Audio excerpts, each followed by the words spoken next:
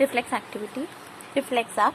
Reflex arc is the anatomical. Reflex arc arc is the nervous pathway for reflex action. A simple reflex arc includes 5 components. First one, a receptor. Receptor, for example,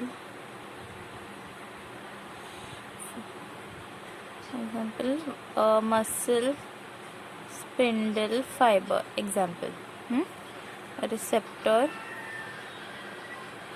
Repeat. Second one,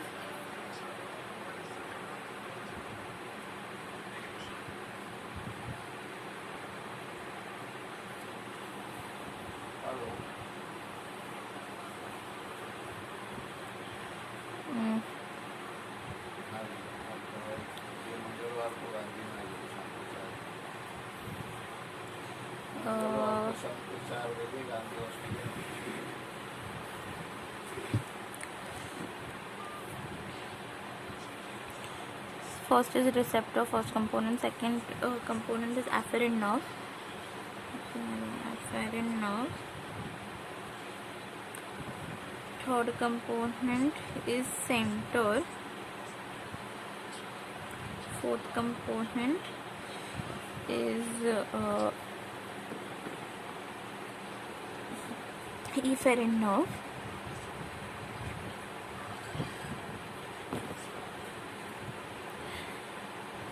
And then fifth component is effector organ.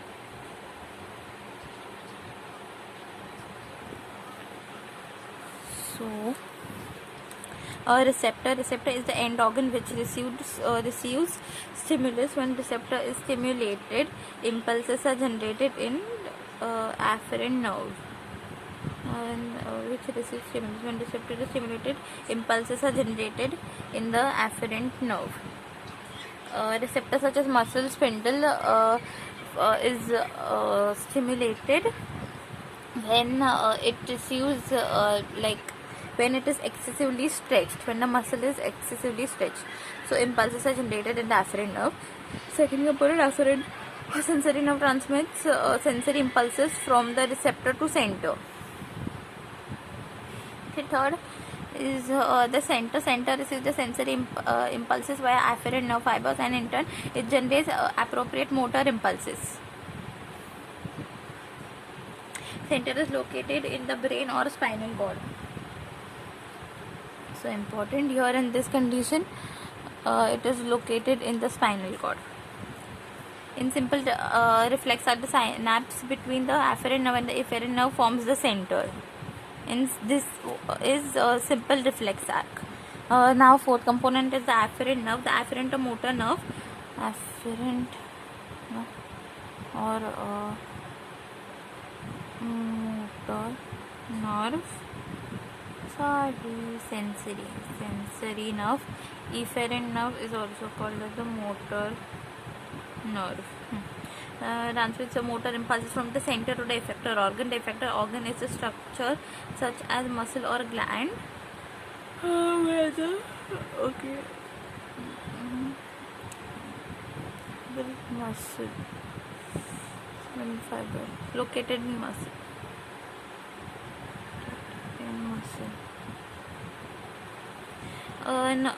Effector organ is a structure such as muscle or gland where the activity occurs in response to stimulus.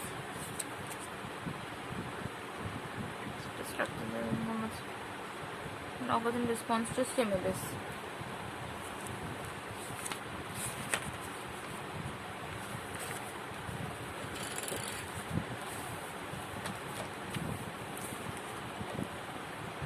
Afferent and efferent nerve fibers may be connected directly to the center.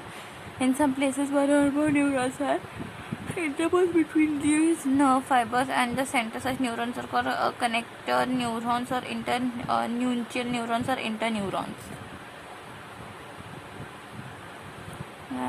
May be connected directly to the center. In some places, one or more neurons are connected neurons or interneurons. axial neurons or connected neurons also. Classification of reflexes is done depending upon reflexes are classified by 6 different methods depending upon the various factors as given below. First is depending on whether the reflexes are inborn or acquired. Second, depending upon the situation whether it is anatomical classification. Third is depending upon purpose, that is physiological classification. Fourth is depending upon the number of synapses. Fifth is depending upon whether visceral or somatic. 7, 3, 4, 5, 6. Sorry, 6 is depending upon a clinical basis.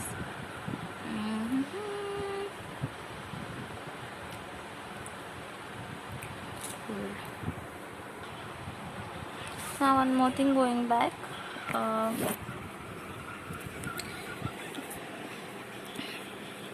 There are two important questions in it. Like first one is what is reflex arc, and second one is what is reflex action, and state the classification of reflex action and properties of a reflex action. Okay. So firstly, reflex activity is the involuntary response to a stimulus. Reflex action and reflex activity are same as involuntary response to a stimulus. It is a type of protective mechanism and it protects the body from irreplaceable damage. Example, when a hand is placed on a hot object, it withdraws it immediately.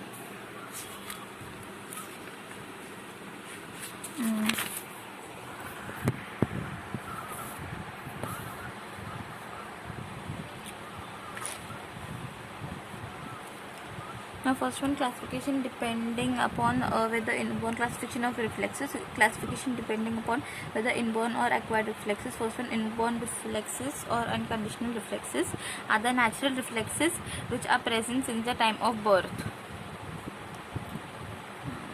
The natural reflexes which are present of birth, hence the name inborn reflexes. Such reflexes do not require previous learning, training or conditioning.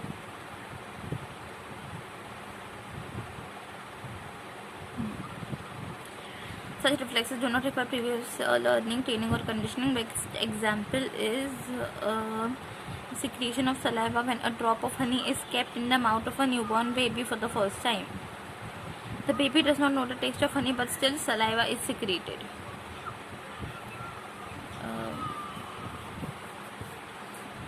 Just going back, what are the what is reflex activity or reflex action or reflex is that it is an involuntary response to a stimulus. It is a kind of protective mechanism which protects the body from irreplaceable damage. Example is when hand is placed on a hot object, we involuntarily withdraw our hand. When bright light is thrown into our eyes, our pupils get constricted, and when we see our favorite food, salivation automatically starts. Acquired reflexes or conditioned reflexes, getting back to the classification, are the reflexes that are developed after conditioning or training.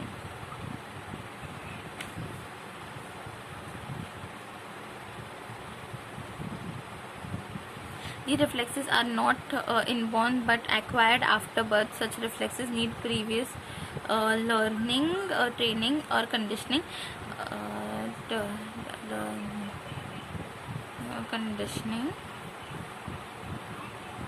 Training. Example is the secretion of saliva by sight, smell, thought or hearing of a known edible substance. Second is so basically, so in inborn so in the classification depending upon whether the reflexes are inborn or acquired reflex. So basically, first classification is inborn reflex or acquired reflex. Inborn is also called as unconditioned, and acquired is also called as conditioned. So how will we remember? Because hint is that in newborn babies. Therefore, their parents' love is unconditional.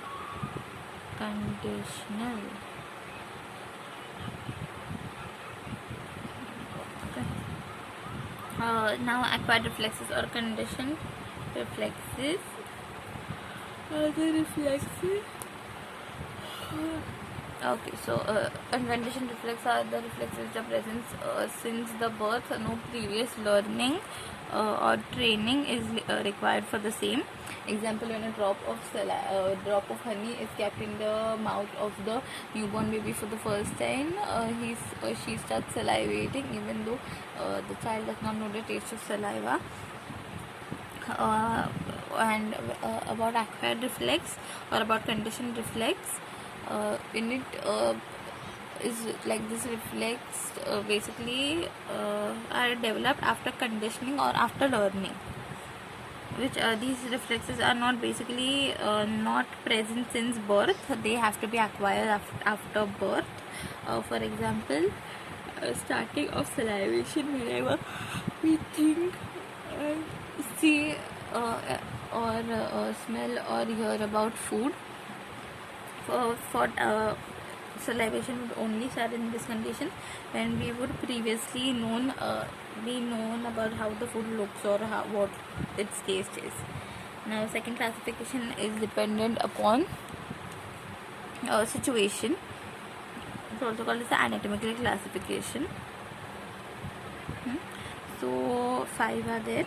In this method, reflexes are classified depending upon the situation of the center.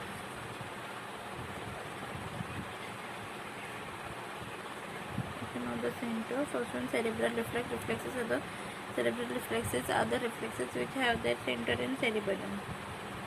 It's very easy.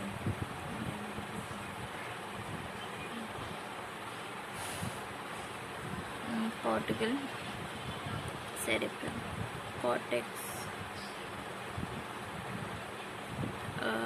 Cortical reflexes are that cortical reflexes are the reflexes that have their center in cerebral cortex.